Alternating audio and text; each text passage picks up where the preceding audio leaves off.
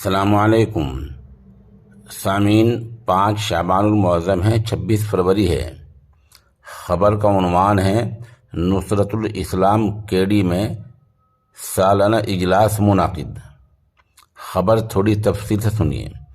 مغربی U P کے ضلع شاملی کے مدرسہ نصرت الاسلام کیڈی میں اجلاس عام منعقد ہوا، جہاں ممتاز علماء کرام نے اپنے مواعظ حسنہ سے لوگوں کو مستفید کیا۔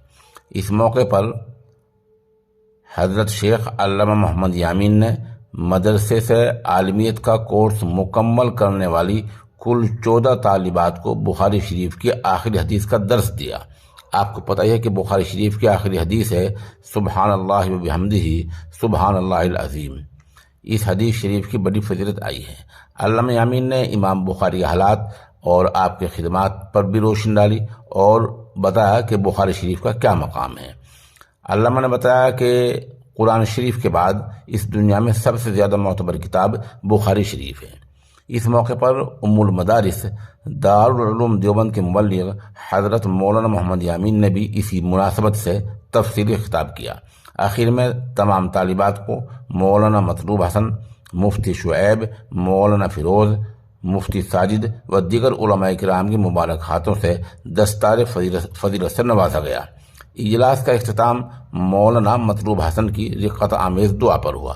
یہ ادارہ اپنی مثال آپ ہے، جو ماشاءاللہ اخلاص نیت کے ساتھ اپنا علمی سفر پورا کر رہا ہے۔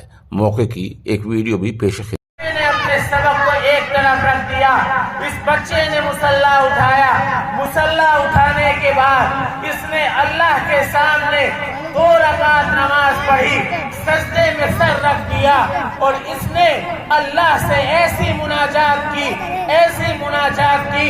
اس بچے نے کہا پیارے اللہ، آپ جانتے ہیں میں یتیم ہوں، پیارے اللہ آپ جانتے ہیں میرے والد اس دنیا میں نہیں ہے، کوئی ہستی اس دنیا میں ایسی نہیں ہے جس کو میں باپ کہہ کر پکار سکوں۔